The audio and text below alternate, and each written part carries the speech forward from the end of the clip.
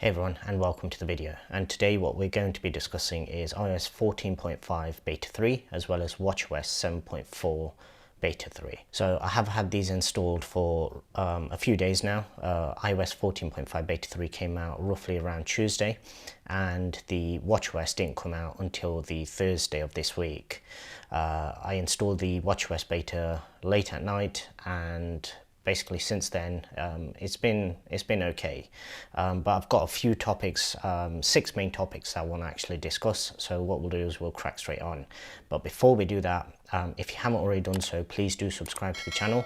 91% of my viewers currently aren't actually subscribed to my channel, so hit that subscribe button and also hit the bell icon. That way you won't miss out on any of my future videos.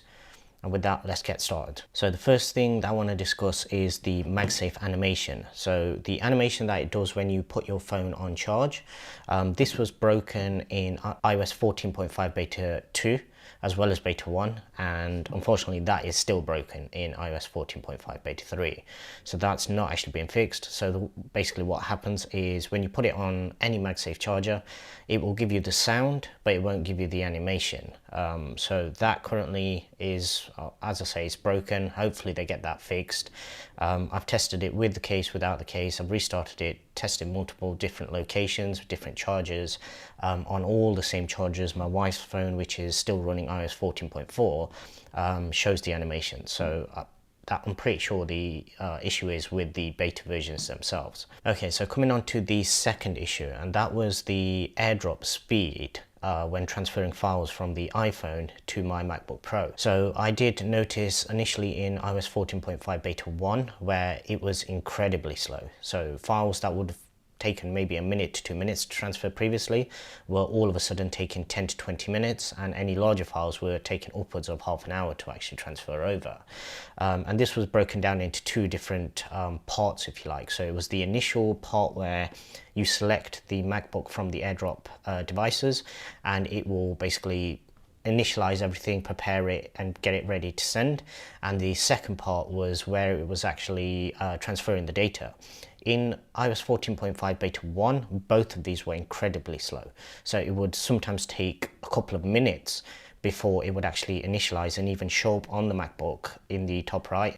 It'd take a couple of minutes before it'd even show up there, saying that it's transferring files. And then when it would transfer the files, it would be incredibly slow in comparison to all the previous versions. So iOS 14.4 was blazing fast when it came to AirDrop. So that in iOS 14.1 was really bad. In iOS 14.2 it got a little bit better. So the initial load in terms of sending the stuff, that was still pretty laggy, but the actual transfer improved a little. So it did actually send over a little bit faster.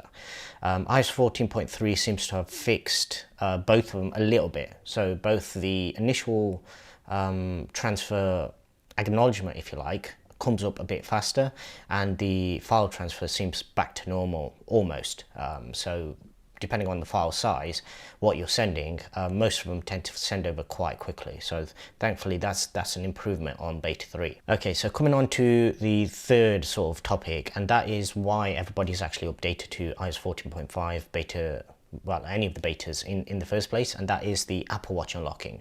So it's basically when you're wearing a mask and you have an Apple Watch on your wrist and unlocked within sort of the range that it's determined, it will unlock your phone for you, similar to what it does with the MacBook Pro. So if I open my MacBook Pro, it will unlock my MacBook Pro using my Apple Watch, and it's basically the same thing that it's doing for the iPhone.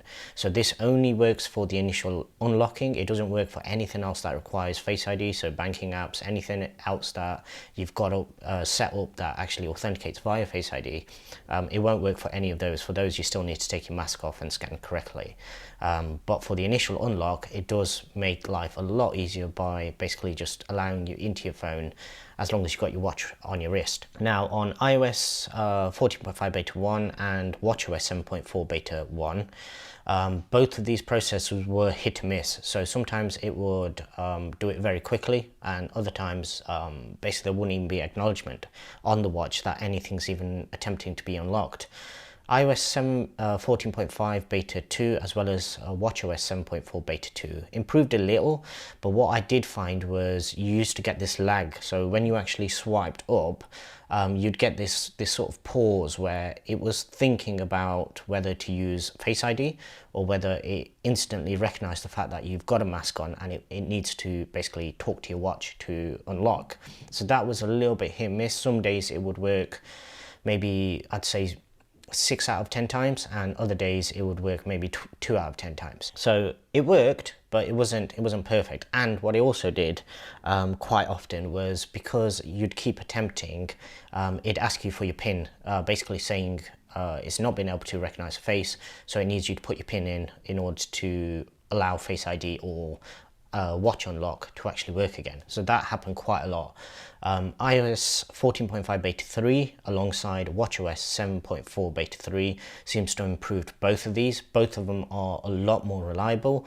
I actually did a test 2 days ago, right after I'd installed it, and basically it was, I think, maybe six attempts I did in a row, and it got it first time every single time. And it actually got to the point where it didn't even bring up the little logo on the iPhone saying that it's trying to attempt to unlock using the watch. You'd still get your chime and your little animation on the watch, but it would do it instantly. So as Face ID normally works, where you literally just swipe up, you don't have to think about it, it actually got to that point where it was that fast. That was only for a short test that I did. Other times it will still occasionally lag behind a little bit, but I think compared to beta 2 and beta 1, it's massively improved. So that's another positive, that they are making improvements with regards to that. Okay, so coming on to battery life. So that's the fourth thing that I wanted to discuss. And initially when I actually updated, in fact it was right after my last update video for the beta 2s, the following day I actually had a bug on my Apple Watch where it heated up a lot more than normal, and the battery basically died out within 2 to 3 hours. I put it on charge, and then once it got enough charge to where it was loading up again, I basically did a reset. So you hold the side button and the digital crown and it'll basically restart the watch. I did that, and after that it was perfectly fine. The iPhone similarly didn't really have any major issues, but it did have one slight bug where basically it had a springboard crash. I did similarly again with that. I just shut it down as per normal, so volume up, volume down, hold the side button, and I just turned it off, turned it back on, and since then it's been perfectly fine. Battery life on iOS 14.5 beta 3 as well as WatchOS 7.4 beta 3 seems to have been slightly improved. Both of them have been pretty good throughout anyway, but I'm now ending the day maybe with roughly around 40 to 50% battery life on my iPhone. This is when I'm getting up at roughly around 5 in the morning to go to work, and probably going to sleep about 10 o'clock at night. And Watch has roughly been ending the day with roughly between, say, 50 and 60% battery life. I'm not using it for sleep tracking anymore. So right now I have my blue band on. This one is really comfortable. It doesn't cause any fatigue on my wrist. The red band that I actually use for work is a little bit tighter, and what I find is it presses the watch in too much overnight. And because of that, and just because of the charging schedule that I'm using now, it's just easier for me to chuck this on charge overnight. I probably will go back to using sleep tracking soon, but right now I'm not using it, hence why I'm ending the day with more than enough battery life every single day. I probably won't feel comfortable running it 2 days in a row, but it's if I needed to, I probably could, because right now, aside from raise to speak for Siri, I have everything else enabled, very high brightness on the screen, so I could probably get 2 days out of this right now, even running a beta version. So battery life has been pretty good. Right, so the next thing is HomeKit, and HomeKit on, I'll come to the watch first. So HomeKit on the watch has slowly been improving. Initially, when I first got the Apple Watch, whenever you went into HomeKit and you loaded up any of the cameras, you would get no audio. Now, first I assumed that this was intentional because you weren't getting on anything other than system sounds. But as the iOS versions basically improved, the later versions come out, and especially when we got to, I believe it was 14.4. So even when we got to 14.4, the audio actually started working. So all your cameras, you can actually listen in as well as see the picture. And on WatchOS 7.4 beta 3, it's been pretty flawless. So most of the devices, as long as you have a internet connection for your watch, most of the things work perfectly fine. I'm not really getting any no responding or anything like that that you can sometimes get on the WatchOS side of things. With regards to the iPhone, whilst there's no new features, everything that is there has been very steady and very reliable. So basically there's no real, there may be a slight placebo effect where I'm thinking certain things are loading slightly faster, but overall I'd say it's just very, very reliable. So if I give you an example, if I come into it now and I just press the button to turn my lights off behind me, as you can see that's pretty instant, and turn them back on again, same thing again. If I go to change them to blue, changes pretty quickly, change it to purple, change it to a teal color, change it to green, and change it back to red. So as you can see, everything seems to be working very, very fast. Got no complaints when it comes to HomeKit side of things with either of the beta versions. Okay, so coming on to the final thing for both iOS 14.5 beta 3 as well as WatchOS 7.4 beta 3, and that was initially when I did do the update on my iPhone. For the first day, I did actually notice that the Wi-Fi as well as cellular speeds were kind of strange. So it would be really, really fast, and then all of a sudden it just dropped down, and it'd almost be as though you've lost all connectivity completely. And then maybe about half a minute later, it will all just come back, but it'd be full speed again. So basically it's almost as though your ping rate, your throughput was just kind of dropping out.